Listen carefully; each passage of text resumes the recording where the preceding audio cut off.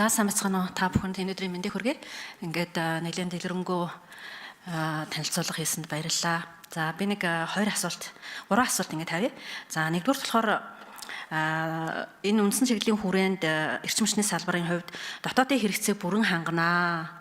За эрчим хүчийг экспортлох суурь нөхцөлийг бүрдүүлнэ гэсэн юм хоёр зорилтыг 2024 онд тавьсан байна л да. Тэгээд их усрын хүрээнд Эрдэнэ бүрэн 10 аймгийн дулааны станц, цойр сайн сонсондын шугам гэдэг ийм 3 ажил хийсэн ингээд тайлан дээр тусгагдсан байна. Тэгэхээр миний асуулт болохоор яг энэ дотоодын хэрэгцээ бүрэн хангах хүрээнд яг ямар ажлуудыг 24 онд хийсэн? Яг энэ зорилт чинь та бүхэн хэдэн хувийн биелэлтэй байгаа гэж үзэж гаргасан юм бэ? Хоёрдугаарт нь болохоор эрчим хүч экспортлох төр суурь нөхцөлийг бүрдүүлэхийн тулд та бүхэн 24 онд ямар ажлуудыг хийсэн бэ? Энэ тайлан дээр ямар нэг юм тусгагдаагүй байна. За мөн эрчим хүчний салбарын 2025 онд саяны төсөв ингээ ярилцж хахад эрчим хүчний салбараас тухайлбал нийтдээ 110 ширхэг шинэ төсөл 2.9 их найдын ийм шинэ төслийг заашгүй хэрэгжүүлэх шаардлагатай байна. Ингэжээс ингээ та бүхний тэргуун зорилтын хүрээнд тавиад байгаа зорилтуудад хүрнэ гэсэн саналыг ингээ сангийн амд хүргэсэн байгаа. Тэгэхээр сангийн ам болохоор энэ 110 төслөөс ерөөсөө 10 ширхэг төслийн за 200 тэрбумаар хэрэгжүүлнэ гэж тусгаад бусад бүх төслүүдийг хассан байлээ л дээ. Тэгэхээр миний асуулт болохоор та бүхэн яг энэ хасалтыг хийхдээ ямар үзүүлэлтэн дээр үндэслэж ийм хасаж төсвийг тусгадаг юм бэ? Тэгэхээр энэ эрчим хүчний салбар ялангуяа улс орныг боомлоод байгаа энэ салбарын асуудал хөгжлийн гол юм та бүхний яг гарт байдаг юм байна. Тийм учраас та бүхэн хөрөнгө санхүүг төлөвлөж байгаа үйл ажиллагаандаа нэлээд хариуцлагатай хандаж яг ийм салгуур үзүүлэлтэн дээр та бүхний 110 төслөөс 100-ыг хасаад бид нар 10-ыг тусгасан юм аа. Тэгээ саяны төсөв дээр ямар ард түмний шүүмжлэлийг хүлээсэн өчнөө үр ашиггүй төслүүд тусгагдсан байсныг бүгдөө мэдж байгаа. Тэгэхээр энэ дээр та бүхэн бас нэг хариулт өгөөч гэж хүсэж байна.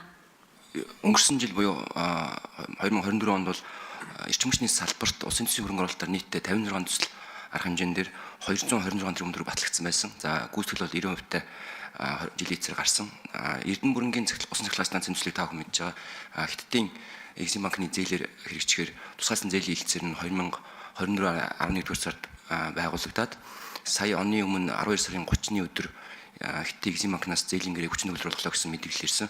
За энэ төслийн уншилгаа төлбөрт бид нэр төсвийн тодтолцоолоор нийт 256 тэрбум төгрөг шийдвэрлсэн байсан. Тэгээд энэ санхүүжилтийг Экзим банк руу хийж өгөөч гэсэн хүсэлтийг манаас явуулсан байгаа. За тэгээд Хятадын Экзим банкнаас Эрдэнэ бүрэнгийн усан цахилгаан станцын төслийг шийдвэрлээ явна. За Багнуур чойрын төсөл бол Европын сэргээн бус төгслийн банкны бас зээлээр хэрэгжиж байгаа. За эрчим хүчний яамн дээр бол тендерийн худалдаа авалт хийгдээд гүйцэтгчийг сонгож шалгуулах ажил ингээд хийгдээд явж байна. За улсын төсвийн 2025 оны төсвийн санал дээр таны хэлснээр эрчим хүчний салбараас ирсэн төслүүдийг бол бид нар бүгдийг нь салбарын төсвийн эрхлэлийн зарчмын буюу эрчим хүчний сайтаас ирсэн хүсэлтийн дагуу төсвийн тухай хуулийн гол шаардлагуудлах зураг төсөвтэй юу тухайн ажил нь бэлтгэл ажил нь бүрэн хангагдсан уу гэдэг гол шалгуур үзүүлэлтийг авч үзсэн. Дээрээс нь манай PIMIS гэдэг цахим усан цэврэн орлын цахим систем байгаа. Энэ системээр бол 2 үешттэй бид нэр бүх төслүүд дээр үнэлгээ хийж байгаа. За тэгээд энэ үнэлгээний бас нэг гол үзүүлэлт нь сая дурдсан дээр зураг төсөвтэй байх хэсэг гэдэг газар чөлөөлөлт гэх мэтчлэн бүх асуудлуудыг бид нэр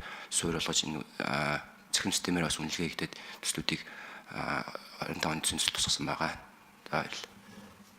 Нэгдүгээр асуултын хувьд яг энэ дотоод хэрэгцээг бүрэн хангах гэсэн энэ зорилтын хэдэн хувийн биелэлтэй байгаа гэж гаргасан тэрийг хэлээч. Экспортлох суурь нөхцөлийг бүрдүүлэхэд ямар ажил 24 онд хийсэн бэ гэсэн энийг хэлээч гэсэн. За тэгэхээр таны бүхний хариултаас энэ 110 төслийн 100 төсөл нь ингээд та бүхний ярьж байгаа зураг төсөвгүй юм байна, бэлтгэл нь хангагдаагүй юм байна гэсэн хариулт өгж байна гэж ойлгож байна. Энэ зөв үү? За тэгээд дараа нь би болохоор нэг асуултыг асууя гэж утсан. Тээвэр логистикийг сайжруулна гэсэн бас зорилтыг төвшүүлсэн байна л да. Тэгэхээр Дэлхийн банкнаас гаргасан энэ судалгааны хүрээнд 139 орноос манайх ирж агсаж байгаа юм байна. Казахстан 79, Узбекистан 88. Тэгэхээр 24 оны хувьд яг энэ индекс, логистикийн индекс манайх яг хэдэн хувиар өссөн юм бэ? Тэр нь ойрын хугацаанд энэ ядаж Төв Азийн орнуудынхаа төвшөнд хүрэх тийм боломж байхалцаа байгаа юу? Ягдвал нэг эдийн засгийн хөгжлийн гол тулгуур бол энэ тээвэр логистикийн асуудал байгаа. Гишүүний асуултанд хариулъя. За тээвэр логистикийн асуудлыг бол яг одоогийн байдлаар манай сангийн яамн дээр бол энэ мэдээлэл бол байхгүй байна. Яг гэвэл энэ мэдээлэл бид нар өнөөдрийн энэ эдийн засгийн байнгын орон дээр танилцуулсан танилцуулгыг бэлтгэхдээ 2024 оны жилийн төлөвлөгөө буюу хамгийн богино хугацааны жилийн төлөвлөгөөн дээр туссан зорилтуудыг хэрэгжүүлэхэд санхүү, төсөв, татвар даатгалын бодлогын хэрэгжилтийг танилцуулсан. Тэгэхээр бид нар тэр хүрээнд бол ерөнхийдөө мэдээлэл бэлдсэн байгаамаа. Тэгэхээр таны асууж байгаа тээвэр логистикийн энэ индексийн хідээр яаж өссөн талаарх мэдээллийг бол бид нар эдийн засгийн яамнаас бол бас аваад танд тусгаалan дараа нь энэ мэдээллийг өгөх боломжтой байхаа гэж бодож байна. Баярлалаа.